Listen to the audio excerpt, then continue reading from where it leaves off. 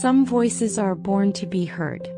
This is the true story of a woman whose voice reached the world, and whose strength carried her through unimaginable challenges. Celine Marie Claudette Dion was born on March 30, 1968 in Charlemagne, Quebec near Montreal. She was the youngest of 14 children in the Dion family. Her father, Edhimer Dion, worked as a butcher. Her mother, Therese Tanguay, cared for the children and wrote music. The family was not wealthy, but their home was always full of songs. Celine grew up surrounded by music. Her parents ran a small piano bar in their hometown, and the Dion children often performed for customers. When Celine was 5 years old, she sang at her brother's wedding. Everyone who heard her knew there was something special in her voice. When Celine was 12, she wrote a song with her mother. They called it, "It Was Only a Dream." Her brother Michel recorded it, and sent the tape to a well-known music manager named Rene Angelil. Rene had been a singer and was now a respected producer. When Rene listened to the tape, he was deeply moved. He invited Celine and her mother to his office.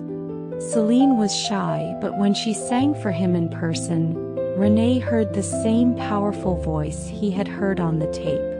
He believed in her completely.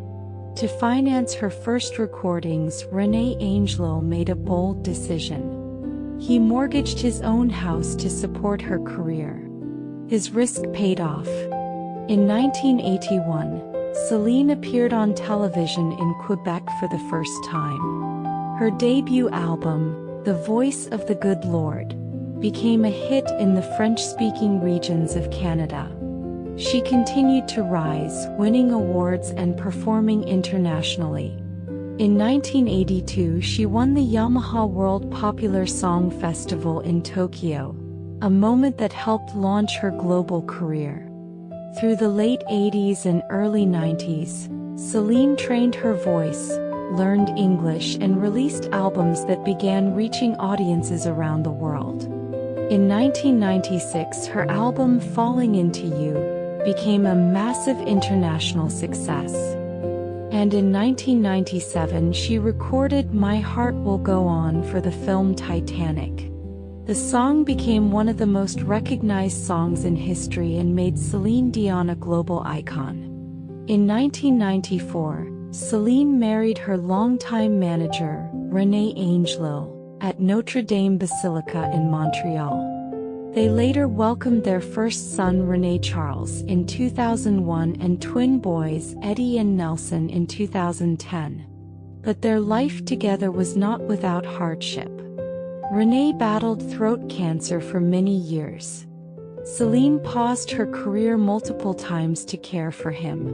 On January 14, 2016, Rene passed away.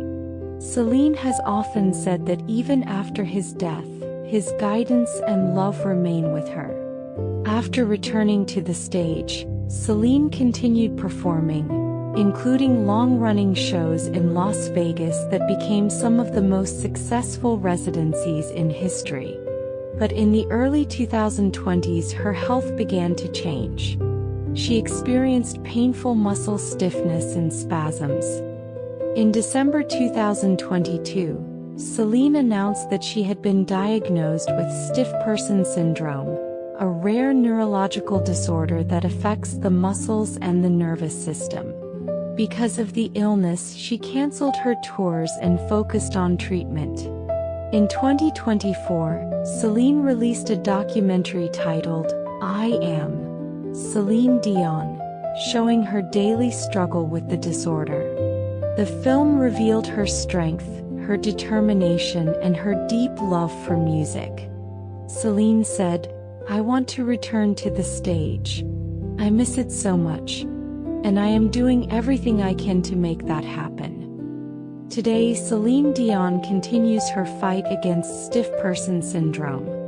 No one knows when she will perform again. But her courage, her story, and her voice continue to inspire millions. This is not a story about a voice that disappeared. It is a story about a voice that changed the world, and a woman who refuses to let silence be the final word. Some voices are born to be heard, and Celine Dion's voice will go on.